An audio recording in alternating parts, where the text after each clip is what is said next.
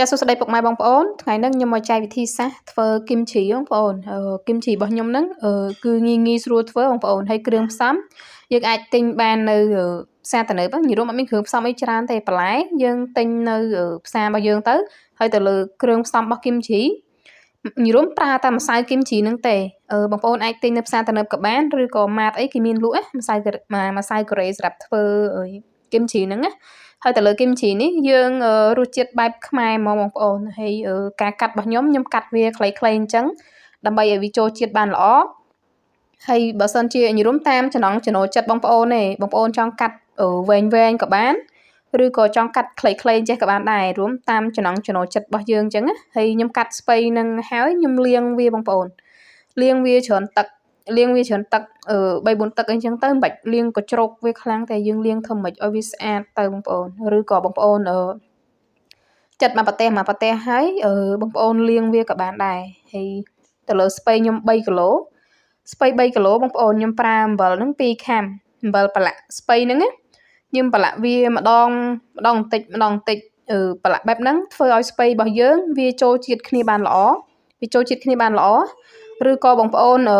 កាត់អាគល់វានឹងប្រឡាក់ផ្សេងឬក៏ស្លឹកវាប្រឡាក់ផ្សេងក៏បានដែរគឺងាយស្រួលបើបងប្អូនធ្វើដបងធ្វើអញ្ចឹងក៏បានដែរខ្លាចវាអត់ចូលជាតិគ្នាបានល្អតែបើសម្រាប់ខ្ញុំប្រឡាក់វាម្ដងបន្តិចធ្វើម៉េចឲ្យតែស្ពៃរបស់យើងនឹងគឺចូលជាតិគ្នាបានល្អគឺវាត្រូវហើយបងប្អូនយើងប្រឡាក់វាម្ដងបន្តិចទៅធ្វើម៉េចឲ្យវាសប់ហើយយើងអត់តន់ហើយទេបងប្អូនយើងទុកវាផ្អាប់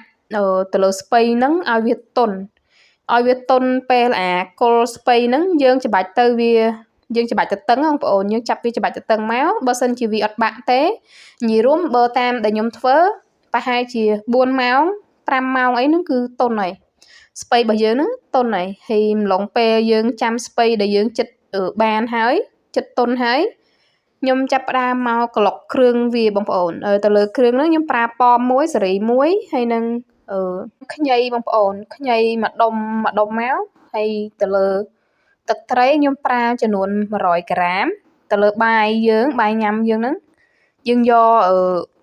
70ក្រាមបងប្អូនចំនួន70ក្រាមញីរុំ70 60អីហ្នឹងអត់ជាមានបញ្ហាអីទេញីរុំបងប្អូនមិនបាច់ដាំបបរទេយើងយកបាយយើងហ្នឹងមកក្លុកជាមួយគ្រឿងរបស់យើងហ្នឹងក៏បានដែរចាំមើលបងប្អូនប៉ម1សេរី1ទឹកត្រី100ក្រាមហើយនឹង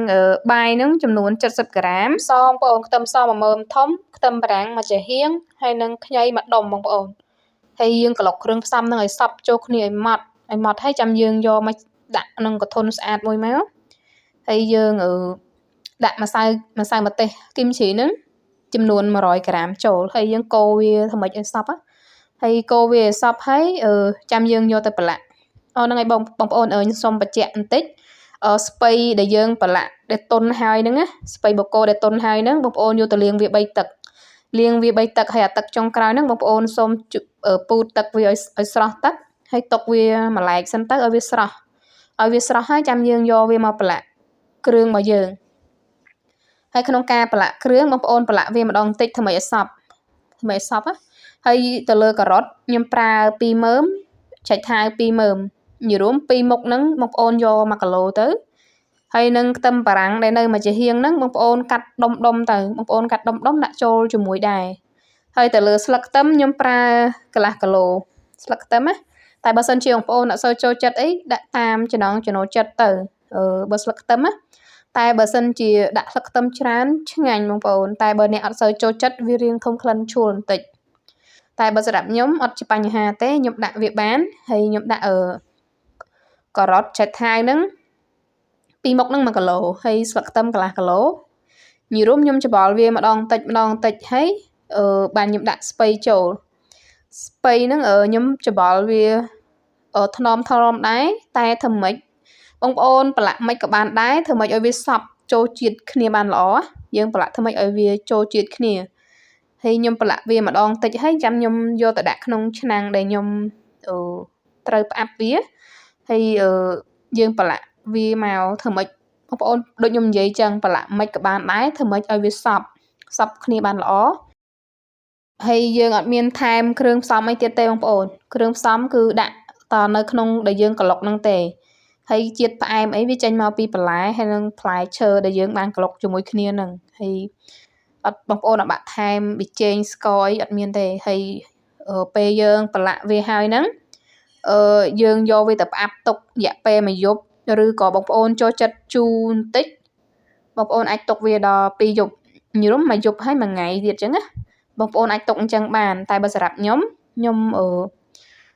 ធ្វើលក់អញ្ចឹងខ្ញុំទុកវាថាយើងទុកវា1យប់ហើយ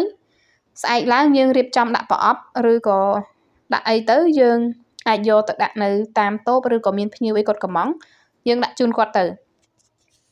ហើយមួយទៀតទៅលើគីមឈីហ្នឹងបើសិនជាបងប្អូនចង់ជូរជាងហ្នឹងបងប្អូន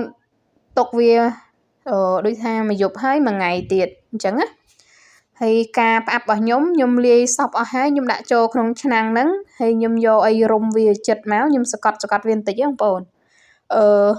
យើងដាក់វាសកត់បន្តិចទៅហើយយើងយកអីមករុំឲ្យវាចិត្តទៅដោយសារបើសិនជាបងប្អូនអត់រុំឲ្យវាចិត្តហុំងុំបានល្អទេវាធំក្លិនពេញផ្ទះហើយយើងរុំបែបហ្នឹងគឺវាធ្វើឲ្យគីមជីរបស់យើងហ្នឹងងុំបានល្អផងដែរឬក៏បងប្អូនមានពាងមានអីដាក់ក៏បានដែរស្រួលហើយបើសម្រាប់ខ្ញុំធ្វើដាក់តែឆ្នាំងអញ្ចឹងឬក៏កធុនដែកអីក៏បានដែរតែធ្វើមិនក៏ធុនឆ្នាំងរបស់យើងហ្នឹងធ្វើមិនឲ្យវាកុំឲ្យសើមទឹកឲ្យថាស្អាតអញ្ចឹងទៅយើងជូតវាស្ងួតធ្វើអញ្ចឹងគីមជីរបស់យើងវាអត់ខូចទេបងប្អូនវាអត់ខូចនិយាយងាយវាអត់ខូចតែបងប្អូនឥឡូវខ្ញុំផ្អាប់វារយៈពេល1យប់ឬក៏បងប្អូនធ្វើពេលថ្ងៃហើយអញ្ចឹងយើងទុកដល់ស្អែក1យប់អញ្ចឹងក៏បានដែរនិយាយរួមទៅ1យប់1ថ្ងៃទៅតាមអាកាសធាតុយើងនៅក្រៅនេះវាក្តៅនៅខ្មែរអាកាសធាតុរបស់យើងក្តៅតែបើនៅស្រុកគេត្រជាក់គេអាចទុកដល់2យប់3យប់អីបានវាជូរអញ្ចឹងណាចាបងប្អូនវិធីសាស្ត្ររបស់ខ្ញុំក៏មានតែប៉ុណ្្នឹងដែរបើសិនជាបងប្អូនចូលចិត្តវីដេអូនេះសូមជួយ like និង comment ខាងក្រោមផងអរគុណច្រើនជម្រាបលាជួបគ្នាវីដេអូក្រោយទៀត